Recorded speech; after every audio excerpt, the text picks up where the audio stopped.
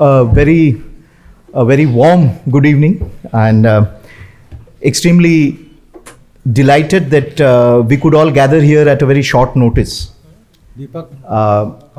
And this is usually a very difficult period in Delhi because of the weather, because of the preparation for the Republic Day. There are a lot of restrictions also, and exams also are on in a number of universities and colleges. And despite that, I'm extremely happy to see a large number of young scholars, students gather here, and some of them are regular for our programs also. Friends, I won't take much time. Because we have all gathered here to listen to a very eminent panel. Asha Lakra ji is also on her way. She is into another program. She must be on her way. In a few minutes she'll be here. But we thought, since most of our panelists and speakers are here and all of you have come together, we should start. I'll be very brief because I'm not here to speak.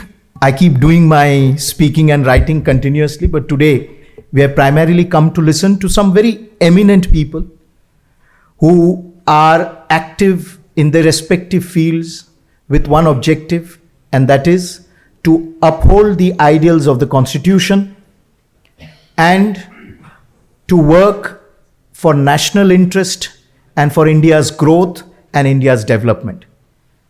Each in their own way have played and are continuing to play a very distinguished role in our national life. We have Shri Brijlal ji, former DG of Uttar Pradesh Police, a very distinguished IPS officer, intellectual and thinker and author. He has authored a number of books. Member of Parliament of the Rajya Sabha, member of a number of important committees, among them the Waqf committee member also, and member of the Press Council. I will not get into too much detail while introducing our speakers because they are all very well known. But most importantly for us, he is also a member of the Advisory Council of Shyama Prasad Mukherjee Research Foundation. And I would urge all of you who are here to read him, an expert on national security, and to read his book and to listen to his speeches just delivered in Parliament on the Constitution. We have Venerable Sanghapriya Rahul ji, who's National President of Bharatiya Bauddha Sangh. He's a member of the Hindi Advisory Committee. Rahul ji has taken it upon himself as his life's mission to propagate and perpetuate the ideals of the Constitution, and he has taken it up as a movement to distribute copies of the Constitution free across the country, and he's continuing to do it. Importantly for us, he's been continuously associated with us. He is a thinker and an activist in his own right, and as president of the Bharatiya Bauddha Sangha, he has actually brought together and spread and disseminated the ideals of Baba Saheb Dr. Ambedkar, as inspired by Bhagavan Buddha, as upheld by our Constitution, and in that he is doing and playing an extremely important role. I have my dear friend here, Shri Utpal Kumar, opinion author and opinion editor of First Post and News 18. You must have seen a number of books that are displayed, and I would urge all of you, because I hope they're giving a discount.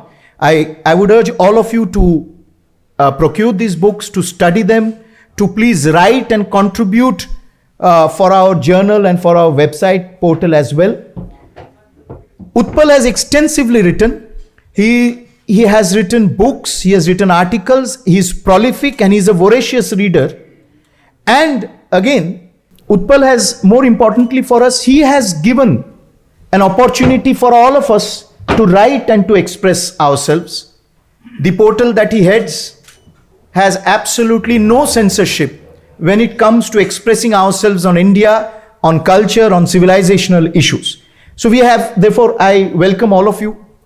और आपका हम औपचारिक स्वागत तो करेंगे ही, पर पहले क्योंकि सब यहाँ एकत्रित हैं, मैं एक आध शब्द बोल के फिर I would like to hand over and request our speakers to express their thoughts. Friends, you must have followed. There's been an extensive debate on the Constitution, and especially on Baba Saheb Dr. Ambedkar. And the Constitution is our pride, हमारा गौरव है. और इस संविधान को आधारित करके हमारे ये देश न सिर्फ चलता है, पर ये देश मिसाल बना है दूसरे देशों के लिए.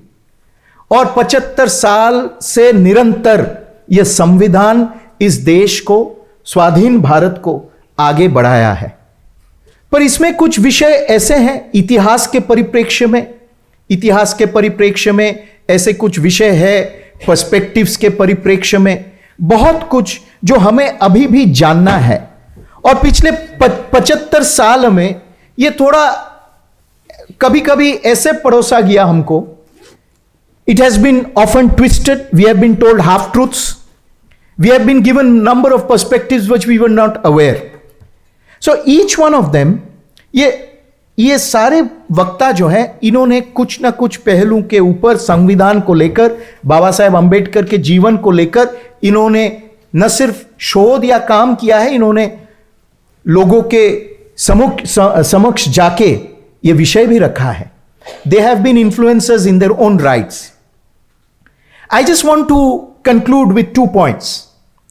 One is, when Prime Minister Shri Narendra Modi began the debate on the Constitution in Parliament, he started with one very interesting point. He said 15 months after the Constitution was adopted, the first amendment came into being.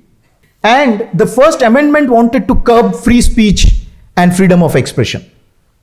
And Dr. Shyama Prasad Mukherjee, among the others who opposed that first amendment, were Hari Vishnu Kamath, Dr. Shyama Prasad Mukherjee, and large number of others, including congressmen who could not voice their opinion. They had to keep silent, but internally they were extremely sad.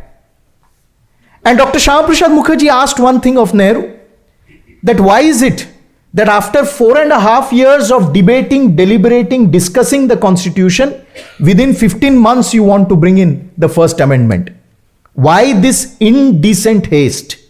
I'm sure I had requested Shri Utpal Kumar to speak about this.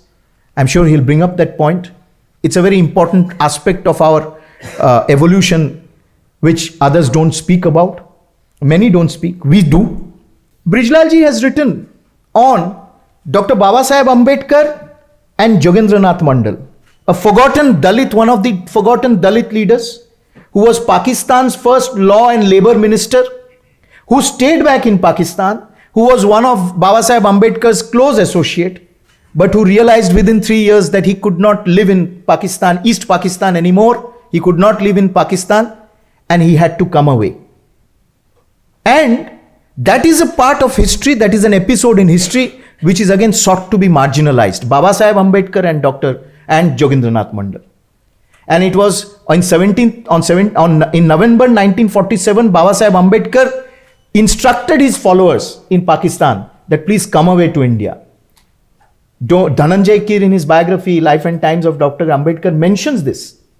Openly he says, it was Baba Saheb Ambedkar who had demanded for complete exchange of population along with Dr. Shyama Prasad Mukherjee on the Eastern Front. And he had said, like you are doing it in Punjab, do it on the Eastern Front. He was not heard. Nehru did not listen to him. And that is why we continue to face the traumas of partition even 50 years after partition took place. Why is Baba Saheb Ambedkar's resignation letter not in the records of Parliament? Yes. Let us ask this question today. Shyama Prasad Mukherjee was reluctantly allowed to make a statement of his resignation. Reluctantly allowed.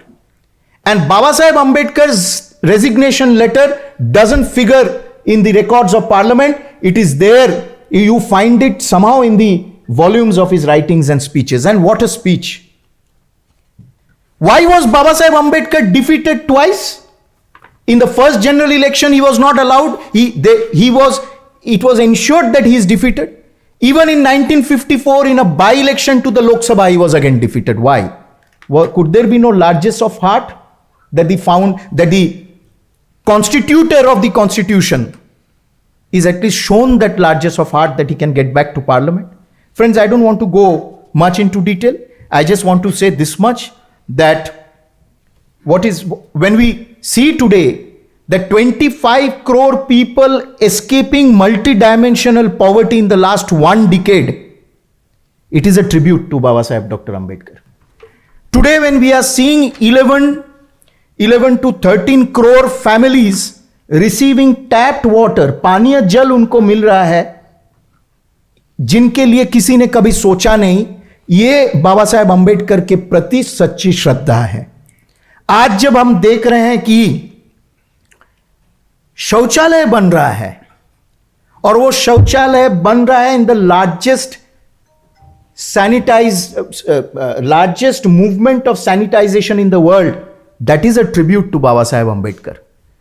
And today, because of that, because of drinking water, connectivity and sanitization, hygiene, public hygiene, 65 to 75,000 children's lives are saved annually. That is a tribute to Baba Saheb Ambedkar. It is not just theoretical speeches and notions that one gives. In his resignation letter, Baba Saheb Ambedkar says, "From my early childhood, I have dedicated myself to the upliftment of the scheduled castes among whom I was born. It is not that there were no temptation in my way. If I had considered my own interest, I could have been anything I wanted to be. And if I had joined the Congress, I would have reached the highest places in that organization." He did not compromise. You did not make him member of the finance committee, cabinet committee on finance first, on economics. Yes. You did not give him additional charge. You gave other ministers charge, but you did not give him charge. You kept him out of planning, you kept him out of PWD, his areas of expertise. And yet, he triumphed. And today when we celebrate 75 years of the Constitution, we remember Dr. Baba Saheb Ambedkar, we remember Dr. Shyama Prasad Mukherjee, we remember K.M. Munshi, we remember a host of other framers who were forgotten and marginalized, who were discriminated during their lifetime. I think this is a debate, this is a discussion that the younger generation has to take forward. I'm extremely happy that we have all gathered, and I'm especially thankful to this distinguished panel for taking time off and coming here. Thank you so much.